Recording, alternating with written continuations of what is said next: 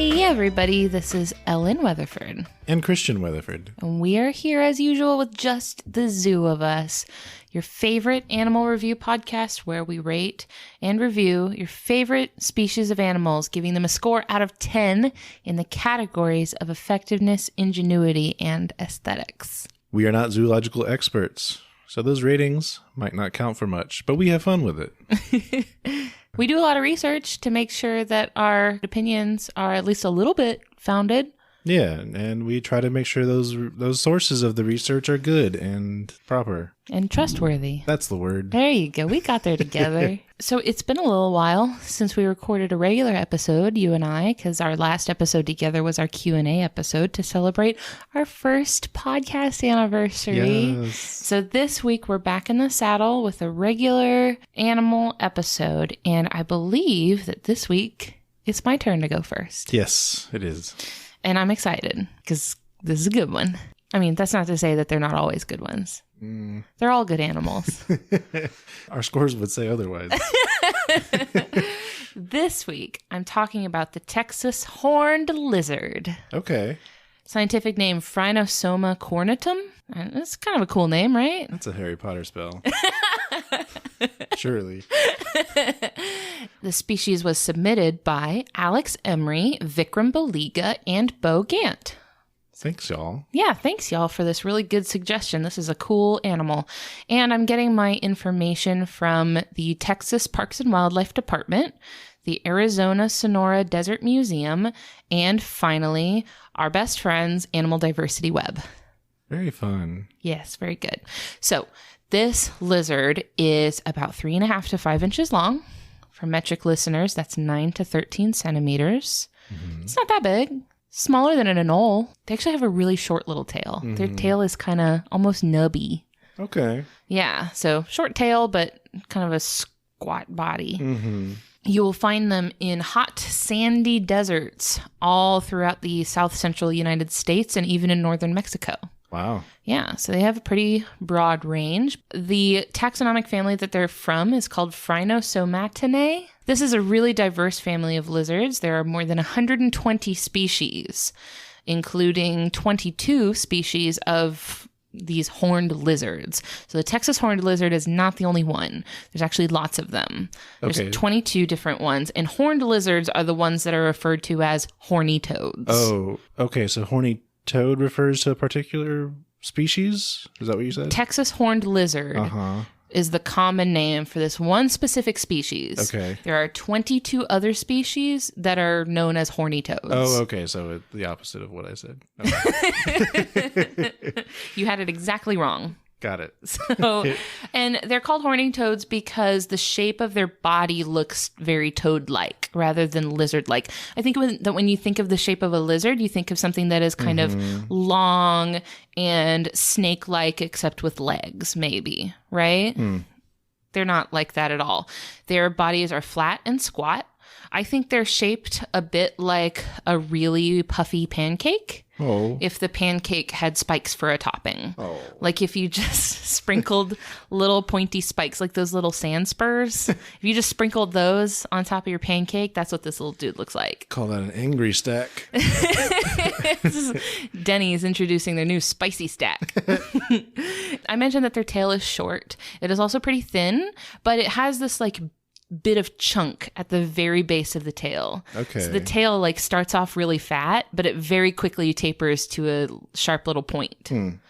And they're really identifiable by these really menacing looking spikes. The spikes grow all over their body, and particularly they have these big spikes on the back of their head, which is how you can tell them apart from other horned lizards. Okay. They're very, very pointy. Pointy little lizard. That's kind of your intro to the Texas horned lizard. I'm going to get into my ratings for this little guy, and our first category that we rate animals on is effectiveness. If this is your first time listening to us, effectiveness we define as physical adaptations that let an animal do a really good job of the things that it's supposed to be doing. So things built into the body that let it conquer obstacles in its way or survive adversity. So for effectiveness, I'm giving the Texas horned lizard an 8 out of 10. That's pretty good. It's pretty good. Yeah, it's good. So first of all, they have a sticky tongue that lets them pick up harvester ants, which is what they eat. Oh. They eat mostly ants. So they got a sticky little tongue and they just lap them right up. Second of all is their camouflage. They have this gray-brown coloration, and it's kind of mottled looking, and it blends in really well with the sandy desert ground that they live in. So it's kind of hard to see them. And then, of course, the first thing you notice when you look at them is that they're covered in these spiky horns. So those spiky horns make them more difficult to eat by these smaller predators that would go after them. So these are things like snakes or smaller birds, things that would normally make a meal out of a lizard. What the horns do is they actually pierce the throat of the animal. Isn't it too late though? Well, I mean, you could make the same argument about like poisonous animals, right? That have to be eaten for the poison to take effect. That's true. It's like over time you're going to figure out like if I eat that I'm going to die. Also, it's just not pleasant. It's just not pleasant. It's not a pleasant experience to eat, It's just covered in all these little... It's like eating a bowl of sand spurs. Maybe it's the other birds and such that are watching like, oh my God, Frank just died. Don't eat those, man. No, it's horrifying. So it's a pretty effective deterrent. Seems to work pretty well. So what's interesting about this actually is why I didn't give them a full 10 out of 10. Roadrunners have actually figured out a clever workaround for horned lizards in particular. Is it a fake tunnel? No. It's less artistic than that. Okay. The roadrunner picks up the lizard and beats it against a rock and crushes the spikes. Ah, yes, victory. Yeah, so the roadrunner just kind of smacks it against a rock until all the spikes are crushed, and then it eats the lizard, no problem. Okay. Yeah.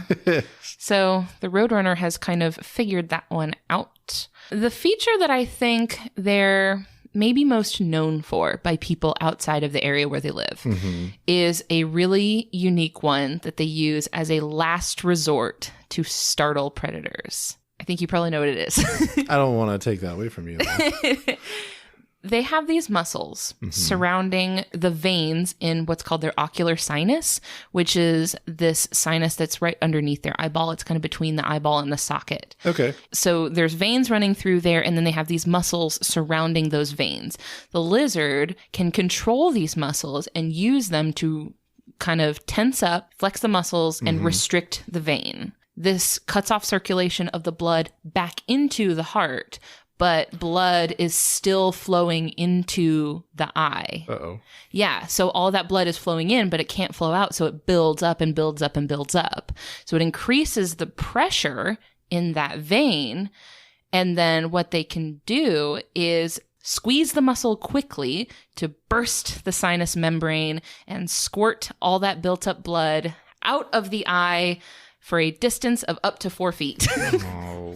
Yeah. Somehow knowing the specifics of how it works makes it worse. Oh, really? I thought that was so cool. As someone who has had many a sinus infection, it seems like the worst outcome. This is definitely like not something that they're interested in doing often. It, obviously it's like stressful, but I did see that apparently they sometimes do this also to just get like debris out of their eye. Like if they just have like gunk in their eye, they'll just like lazy. Do a quick little squirt to get stuff out of there. Well, apparently, so this tactic of squirting blood out of your eye works very, very well on canids. So like coyotes, jackals, foxes, things like that works really well on them. They hate it. They cannot stand it. They freak out and they run away. But it doesn't work that well on birds. Birds really don't care. You can squirt blood at them all day long. They really don't care. This is the sample. But it seems to be a pretty effective deterrent against more canid predators. Interesting. Yes. So very interesting, very unique little feature. I can't think of any other animal that does anything like this. And it has to make you wonder because, like, there's a lot of other animals that use chemical deterrents, right? Or something that they squirt out of their body to deter a predator, right? So, like, we talked about the bombardier beetle that squirts, like, acid out of its butt. And then there's, like, skunks that might shoot, like, a foul-smelling liquid or something like that. But the blood from the eyeball, I think, is really... That's a unique one. Yeah. Makes you wonder how that came about. Like how that trait even evolved. Probably by accident, I guess. Like one lizard just burst a blood vessel and started bleeding from their eye, and the predator was weirded enough out by it that they let them live, and just that trait somehow. That has to be the only spot on the whole body where that would be useful. It's thinner, right? There between where those blood vessels and such are.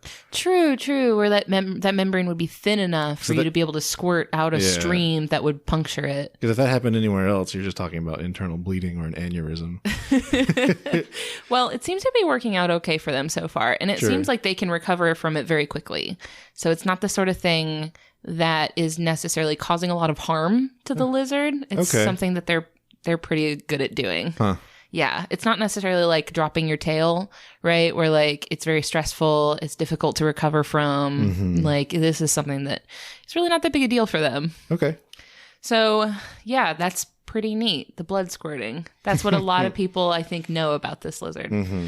I did deduct some points for their very low mobility. They are not very fast. Oh. And they're kind of easy pickings for these larger predators with really keen eyesight. Like, so roadrunners, coyotes, like I mentioned, and particularly birds of prey can be pretty, if they're big enough that the spikes don't necessarily bother them, they're kind of easy pickings. It's a good little snack. Okay. Yeah. So that's why I gave it an 8 out of 10. I thought that was pretty cool. It is.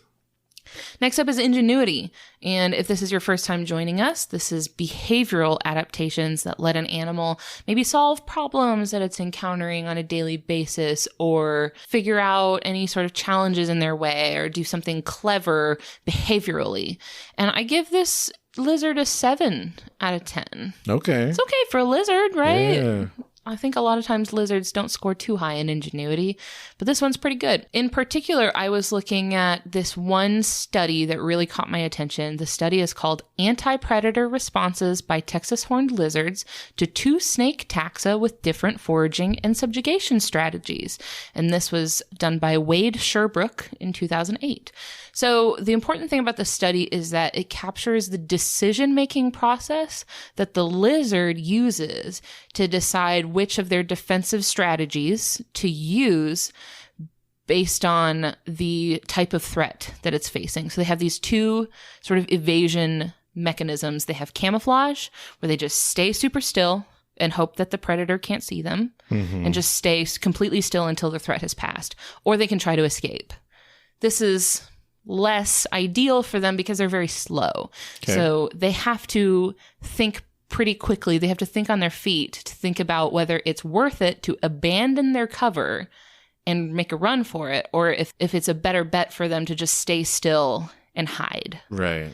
So what the study found was that when approached by a rattlesnake, which is a venomous ambush predator that doesn't rely on chasing its prey, it's going to wait for its prey to come close to it, the lizard will actually make a run for it because it knows the rattlesnake is probably not going to chase it. Right. So the lizard knows, okay, well, I'm not very fast, but that snake's not going to chase me, so I can probably get away with running. However, when they're approached by a whip snake, which is a fast-moving pursuer, the lizard instead stands its ground, flattens its body to kind of make it look more wide. And this is pretty cool. It turns its back towards the snake and like tilts it in such a way that it's kind of making like a spiky wall.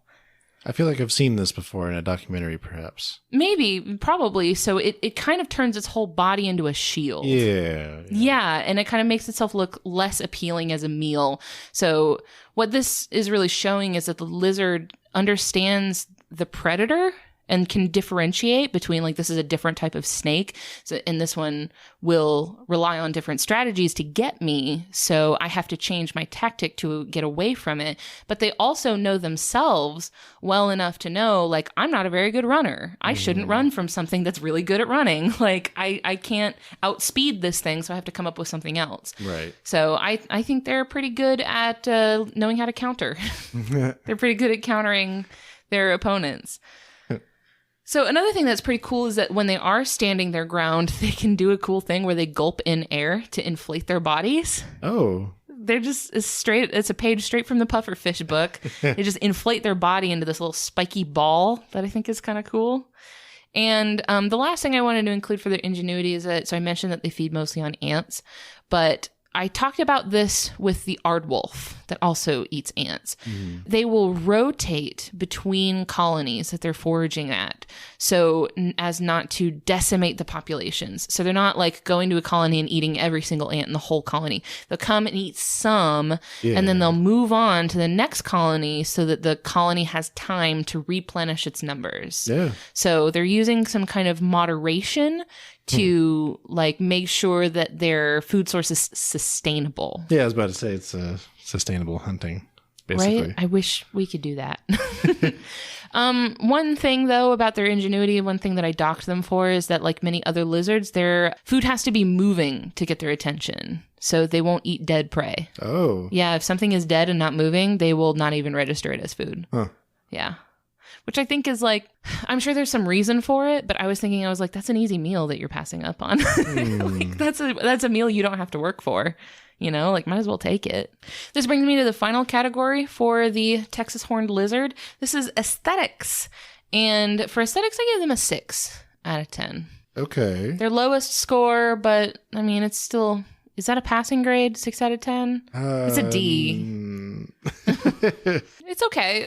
Very edgy. Their spikes, especially on the back of their head, remind me a lot of the gelled spiky hair that was kind of all the rage in like the early 2000s. Yeah. You remember that? Did you ever have your hair spiked like that? Yep. You did? With your curly hair? It only worked at a very specific length. Really? What length was that? Pretty short. For people that don't know you, you have very curly hair. Yeah, it's very long at the moment. So I took some points off of their aesthetics because there was a boy who was mean to me in the 2nd grade who had spiky sandy brown hair, and this lizard reminds me a lot of him. So okay, well, that's fair. I took some opinion points off of that because I didn't like that kid. So finally, miscellaneous information for the Texas horned lizard. Their conservation status is of least concern. They have stable populations throughout the North American deserts. They're doing okay. Awesome. They're doing good. The Texas horned lizard is the state reptile of Texas. Nice. I mean, it makes sense, right? It's right there in the name. Wonder what ours is. Alligator. I regretted what I said when I left my mouth. As soon as I said that, I was like, were you joking?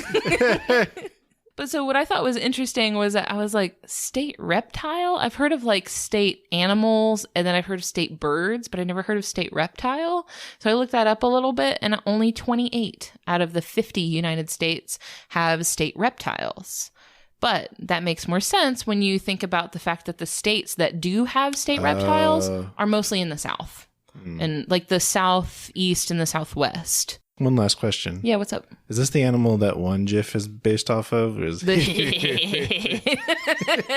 that one. I know exactly which one you're talking about, but I don't know for sure. Okay. Probably, though. It looks like it. Yeah, if you've ever seen that little reaction image of the lizard that's like got the major double chin and he's like, that's exactly what this lizard looks like. Is this or a bearded dragon? I'm not sure which one. You know, I always thought it was a bearded dragon before I really realized that just most desert lizards kind of look like that. And I was like, oh, okay, it's not just them. But yeah, so that's the Texas horned lizard. Well, cool. Thanks, babe. Thank you. Before we move on, I want to take a quick second to thank everybody on Patreon who is pitching us a couple bucks a month to support us and keep this show running. This month, I want to thank Jacob Jones, Kyle Rauch, April Kamick, Vikram Baliga, Brianna Feinberg, Sarah Peterson, Dalton Weeks, Brandon Everfolly, Megan Clark, Paul Chomo, The Jungle Gym Queen, and Christina Sanders. Thanks, everyone. All right, baby, that brings us to you and your highly anticipated animal. All right. So the animal I'm bringing this week came to us via social media poll. Very much so. It was between the sperm whale and humpback whale, and the winner was sperm whale. Excellent. Yes. And I just want to call out everybody really quick because this vote was neck and neck for a long time. For like, usually we only keep the poll up for like a couple days, like maybe 2 days. This vote had to go up for 3 days because y'all couldn't act right. And in the Facebook group, particularly where the results of the poll are visible before you click on your option, there was a coordinated effort to keep the vote tied 50-50. On Twitter, not the case, so Twitter got to decide that one. Sorry, guys. It's basically the opposite of what happened with Rotten Tomatoes in Star Wars recently. That's a very niche reference, but... I hope someone out there gets it. Somebody out there. You know what? If you do, at me. I won't see it, but hey. I think that the sperm whale was actually requested. It was. It was also requested by Amy Pate. Thank you, Amy. And hey, Oliver. What's up? I'm getting my information from the NOAA Fisheries website, found at fisheries.noaa.gov, nationalgeographic.com, as well as the Smithsonian Ocean website, ocean.si.edu. So let's talk about the basic info of a sperm whale. Please. So I think for a lot of people, when you hear the word whale, there's a good chance that the sperm whale is what you're imagining. Other ones like that are very, I guess, present in the media are the humpback whale, which is kind of why we chose these two to go up against each other, as well as the blue whale and, of course, the orca. For maybe our younger listeners, whales are mammals.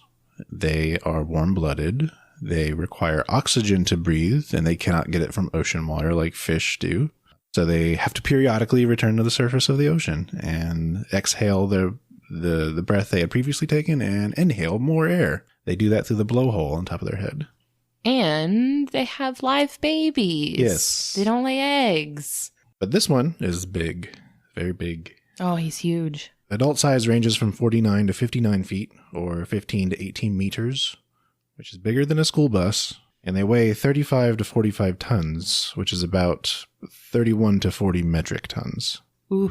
This is the biggest animal we've talked about on the show, I'm pretty sure. Probably, yeah. Because we haven't talked about the blue whale. Correct.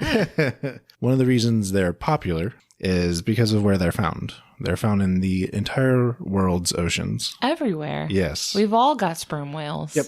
So females and calves stay in tropical or subtropical waters, while males migrate to higher latitudes, alone or in groups, and travel towards the equator to mate. They're getting around. Yeah, they do some traveling. Talk about what they look like a little bit for those that maybe aren't so familiar with them. They have a grayish color, a very large head. It's very large, very long and thick is how I would put it. It's rectangular almost. Yeah. It's got like a flat front to it, yep. Right? Uh-huh. It looks weird. It's very much like identifiable from other... They're very differently shaped from other whales. So there's that. Their jaw is very different in that... so they're a toothed whale. Their lower jaw is very narrow and has very long pointy teeth, which I'll talk about more here in a moment. This is as opposed to a baleen whale. Right. And their fins are not very big at all. Oh. And their dorsal fin is also pretty small and rounded as compared to maybe an orca. Oh, yeah. It's just like a little nubby, right? Yeah, it's barely there. It's like a bump. Yeah. Their scientific name is Physeter macrocephalus. Ooh, that's a cool name. Yes. Does that mean big head? It does.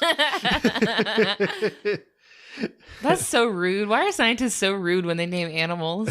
So, yeah, macrocephalus comes from the Greek word for big-headed, and Physeter comes from the Greek word for blowpipe or blowhole of a whale. Their common name comes from the word spermaceti, and that's the name given to the waxy substance that are found in their heads. Okay, so that noggin is just full of gunk. Yeah, more on that later. They belong to the taxonomic family Physeteridae, and in that family are the pygmy sperm whale and the dwarf sperm whale. Oh, little ones. Yeah. They make them in fun sizes. I didn't look up any more information on them, unfortunately. I'm assuming we can just take everything about this one and just scale it down. Yeah, probably. Probably location specific, too. That's how biology works, right? 9 times out of 10. You just take it and then just scale it down. I mentioned they're toothed whales. They're actually the largest of the toothed whales. So an orca is a toothed whale too, it right? Is. Like they just have teeth. Not baleen when you think of like the whale from Finding Nemo, how it had those bristly baleen teeth. Oh, yeah. I'm going to jump right into our first category, effectiveness. Very good. I'm going to give a full 10 out of 10. There we go. They're pretty good. Coming through. So first I want to talk about how they are deep divers. Okay. So their dives routinely reach depths of 2,000 feet or 610 meters and last for 45 minutes. But they're capable of diving over 10,000 feet or 3 kilometers for over 60 minutes.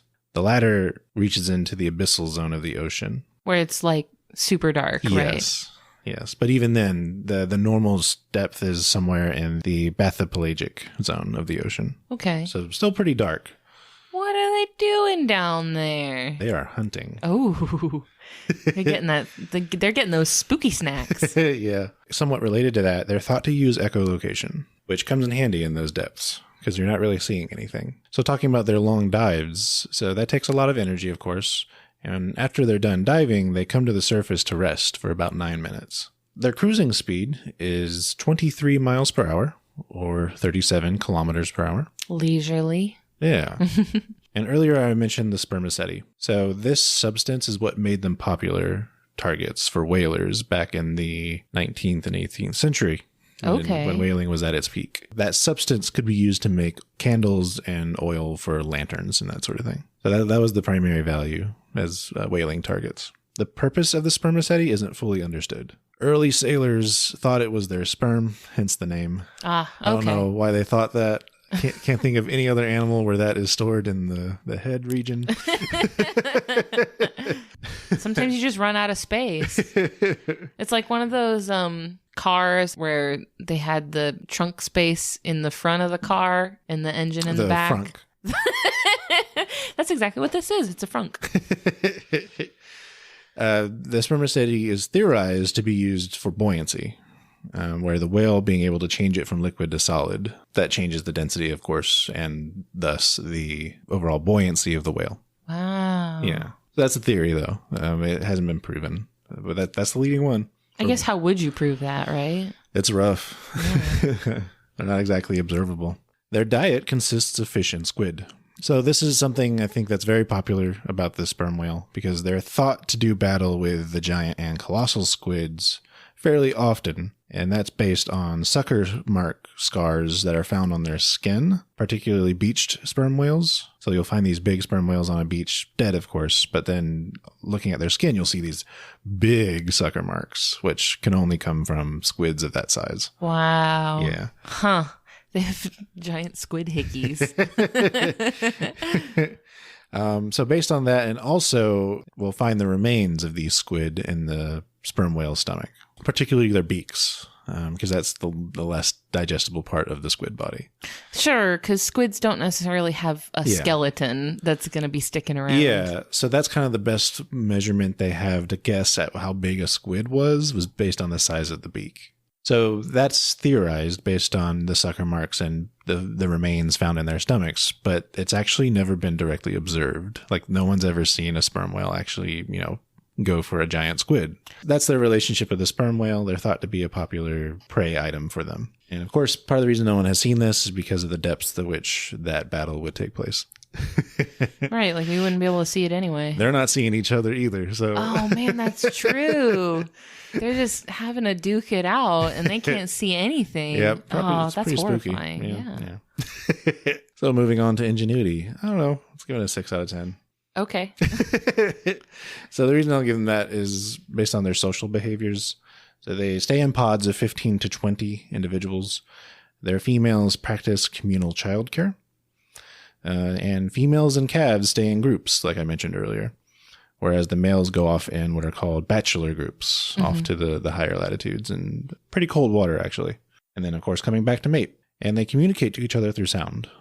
I've listened to a couple recordings. It's mostly clicks. Okay. Yeah. It's not like the ooh. No. Not that I've heard, at least. There was one theory, it's really just a theory, that they use sound production to stun fish.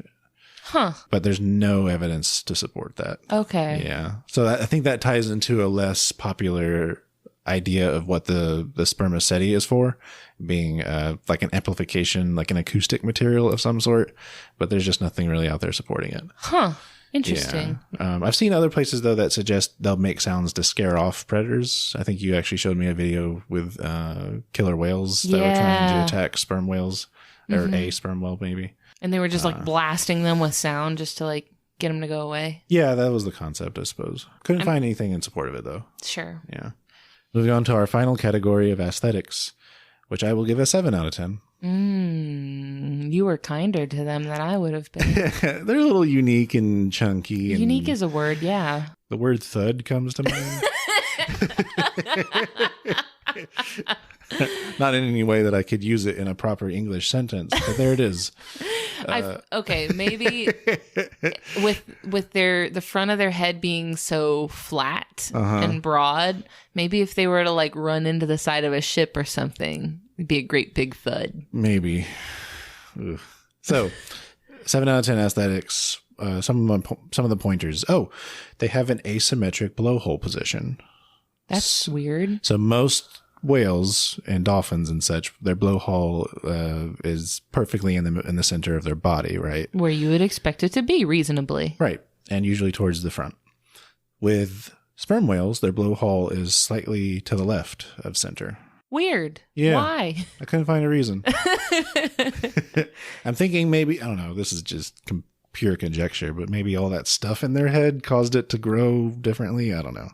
Very strange. Yeah. Nature's weird. So if you ever see a picture of them, you'll notice that their blowhole is like slightly on the side. It's just not quite lined up. Yeah. It's like an ocarina.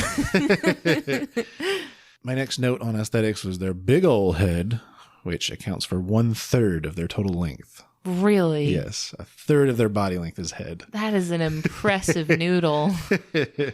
Which I can relate to. 'Cause, I got a big old noggin.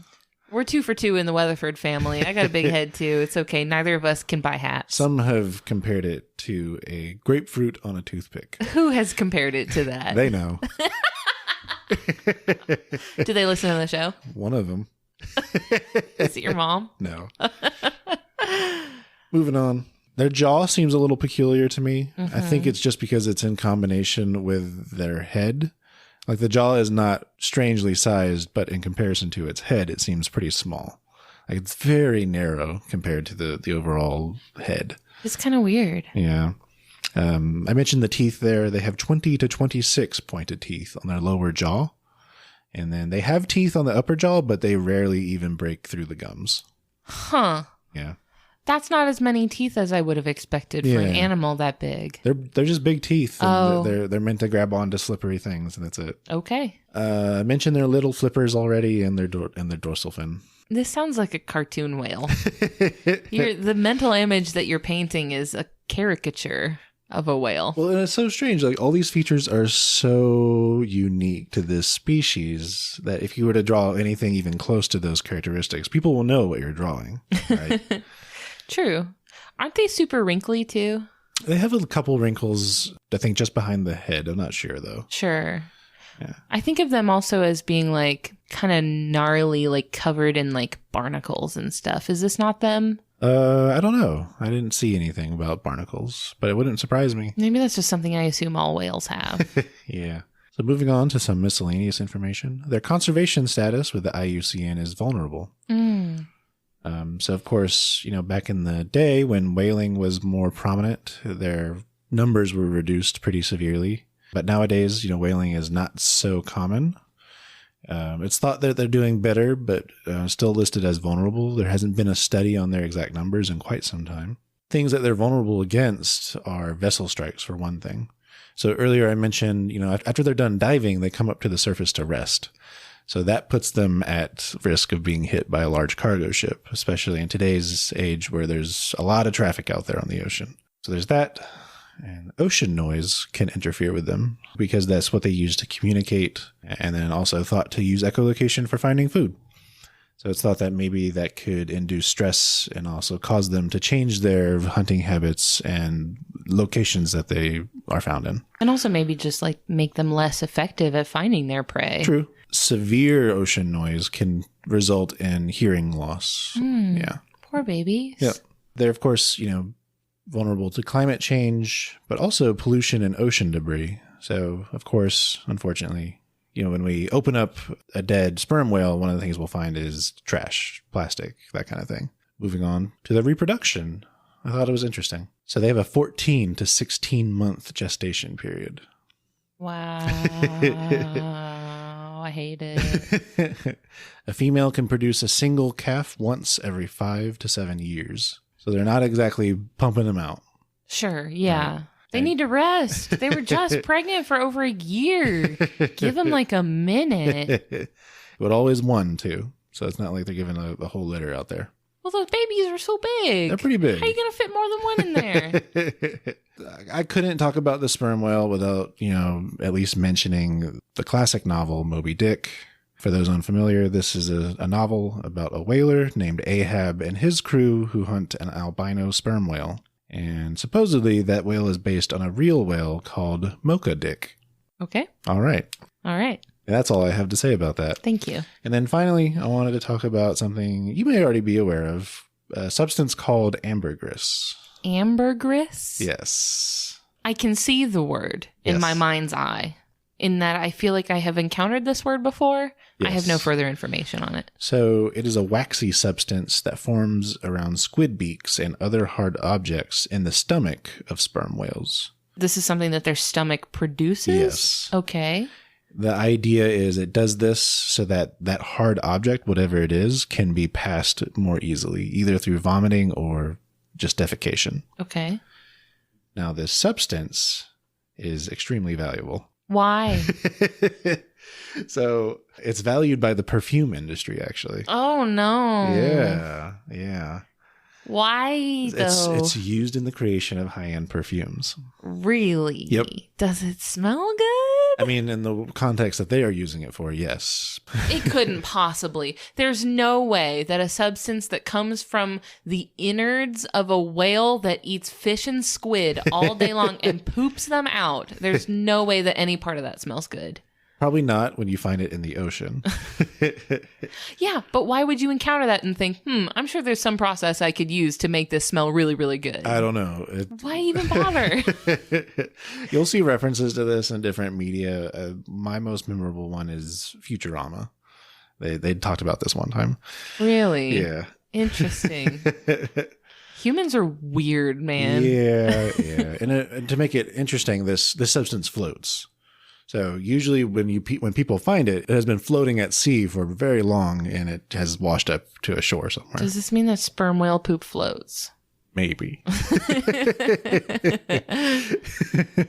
that's so nasty. And that is the sperm whale. Excellent. That's a great whale. It is. It's a good whale. They're big one. It just, when I say it was within one vote of this one claiming victory over the humpback whale in our polls. Maybe another day, humpback whale. We'll come back for you, buddy. It's okay. We'll be back. Yeah. We're not going anywhere. We got lots of animals to go through, y'all. Yep. Well, thank you, Christian, for that great segment. And thank you to the listener, the person listening to this show, for spending all this time with us. We really appreciate you. You're the best. You're the reason we keep making this show. And you can connect with us and hang out with us in the virtual online space, either on Facebook, Twitter, or Instagram. Just search the title of the show and you will find us. We have a really happening Facebook group where people act fools all the time and they're not to be trusted.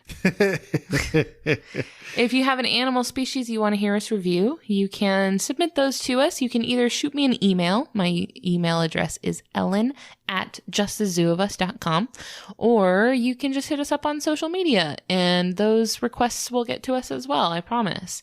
And finally, just to wrap up, I want to thank Louis Zong for allowing us to use his song Adventuring, which comes off of his album B-Sides, the rest of which is equally incredible. It's good stuff. It's all great. So that's everything I had for this particularly raunchy episode. This one had a weird vibe. Yeah, I like it. This is a funky episode. I hope everyone else likes it too. We can only hope. Let's just keep our fingers crossed. Please don't unsubscribe. Bye. Bye.